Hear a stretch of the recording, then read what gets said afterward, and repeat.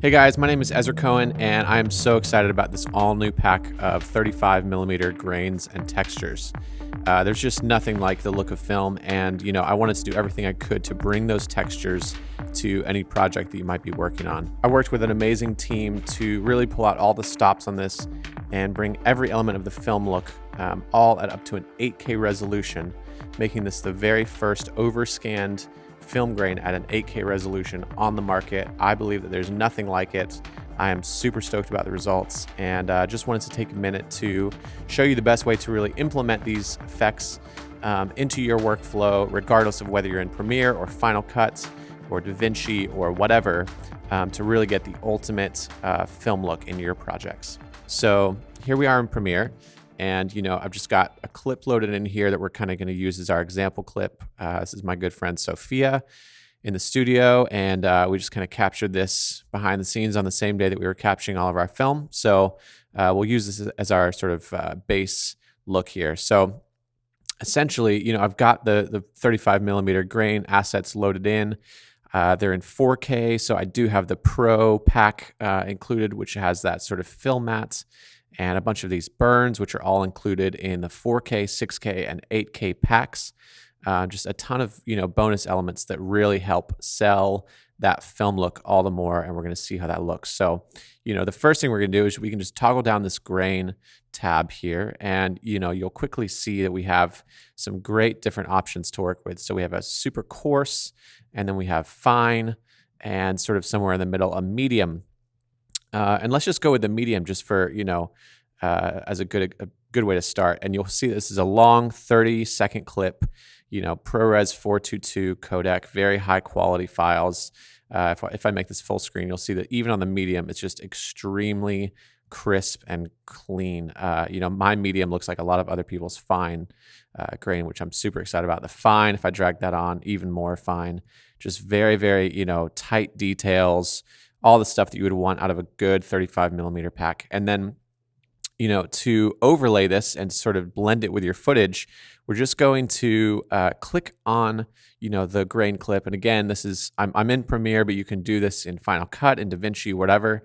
You're going to click on that grain clip and change the blending mode. You have two choices here, either overlay, which is kind of a subtle effect, or if you want a more pronounced sort of grainy, sort of a little bit more grungy effect, you can click, let's click this again. You can click hard light. So you'll see there that, if I shift between those two, overlay and hard light, I really like the look of hard light because it just kind of gives that more sort of pronounced grainy texture to, the whole project. So let's go with that. All right, so the next thing we can do is we can actually go and grab that film mat that I was talking about and just drag and drop it straight on. And because this is an alpha channel in the middle, it's literally just drag and drop. You don't have to change the blending mode. You don't have to do anything. And you get that sort of animated, we'll change this to full so you can see that. You get that animated 3 perforation film border, which really helps sell the look. And this is the first pack to include an overscan border at 8K. That has never been done. It's the first on the market. So I'm super, super excited about that. And again, just another incredible asset to really help sell that film look. And then another thing we can do is start, diving into these burns and transitions. And there's just a ton of elements that really help sell the whole film look and kind of tie the whole thing together. So if I drag and drop those on, it's really up to you and the type of footage and project and the feel that you want. But if we change the blending mode of these burns from something like normal to like lighten, we're going to get different effects based on just kind of the way that it's blending with our footage. So, I've done something with this pack and kind of included, you'll see in the names here, they all have sort of a recommended, name here, but it's really for you to experiment with. I mean, you just saw me even kind of break my own rule there. So even though this one says hard light on this 35 millimeter burn 1, I've decided to choose lighten. If we were to do hard light, we could, we'll see a totally different effect. All really, really good. Just kind of really got to play with it and see what feels best for you. But I kind of like lighten for this. So let's go with lighten. And, that's really starting to sort of sell the whole thing, and the nice thing, what I like to do when it comes to this stuff is really start like kind of layering these effects. So, the one thing about film, if you start studying and looking at, how actual film works, is you have little flashes in between takes. And so a lot of the times I'll kind of drop sort of a transition at the beginning of, a take there, even without a blending mode, just to give that sort of flash as if you're coming out of the last frame or something like that. Um, so yeah, feeling kind of pretty good there. I think we could add maybe one more. Let's see what we can grab. I even included one that kind of has the little marker here. Thought that was kind of cool. And let's grab this longer one, and we can kind of just take that, and we'll again put it maybe to lighten.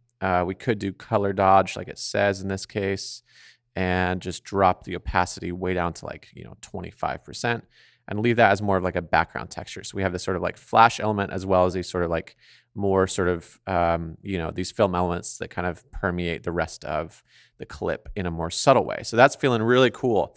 Now there's a couple things that I've not really seen anyone else talk about, and I'm excited to talk about them today because there's a technique that to me really helps sell this whole film look even further. And, if you study, again, if you kind of really start watching film, if you get on, something like Vimeo and just study people's sort of long like reels of film, or if you've ever shot it yourself, like I have, you start to see some of those subtle differences.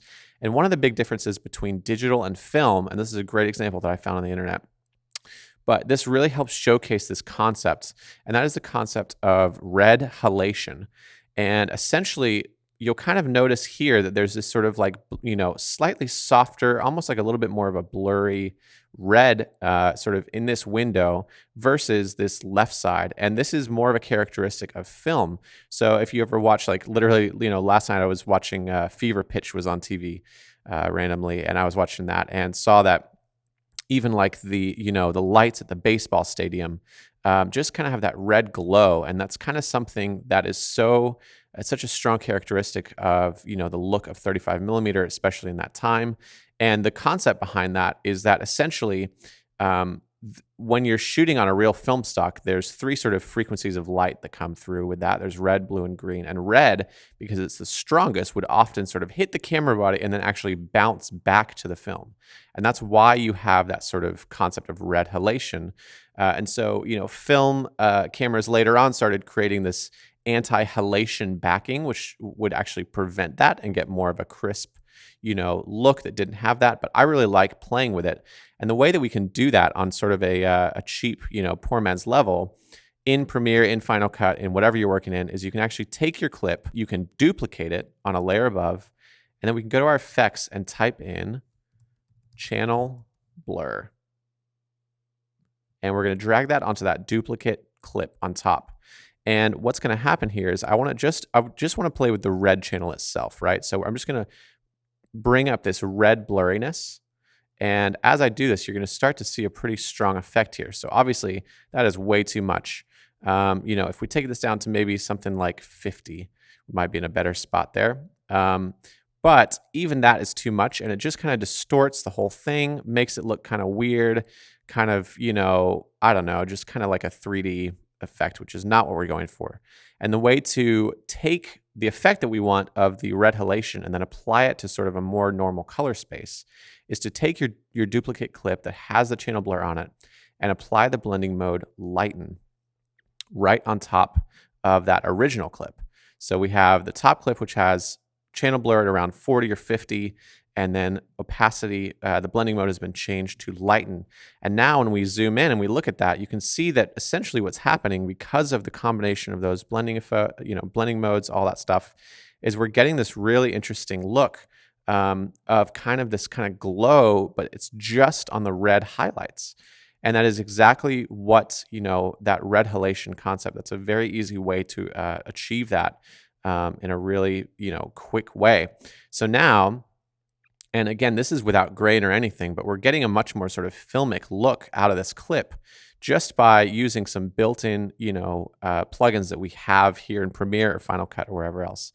Then you start layering stuff back on, from my pack, and we have this incredible, we've had this incredible transformation from this very sort of, clean, crisp digital file, which sometimes that's exactly what you want. But I think in this case, because we're trying to get that 35 millimeter look, I mean, here's the before and after, right? We'll just kind of come back to the beginning here and, look at this before and after.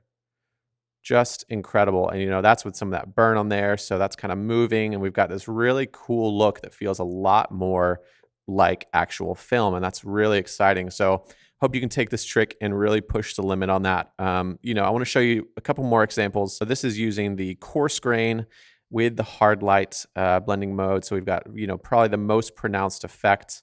And it's just pretty amazing to me what this set of grain plugins can do. Again, we captured this straight on real film, all that stuff. And if we were to take this and, again, do that same concept that we were just talking about, apply that channel blur to this entire sequence. Let's go 50 and lighten. And, we've got even further, just really selling that effect like no one's business, really bringing out that film look like crazy. So really hope that this has helped. I just love getting to dive into sort of the nitty-gritty ways of bringing out some more texture in your projects. I really hope that this pack helps you a ton. Again, I'm so excited about the results that we've gotten out of this pack, being the first overscanned 8K grain pack on the market. It's just amazing, the results that are coming out of this, and I can't wait to see them on your projects. So that's it for now, but happy editing.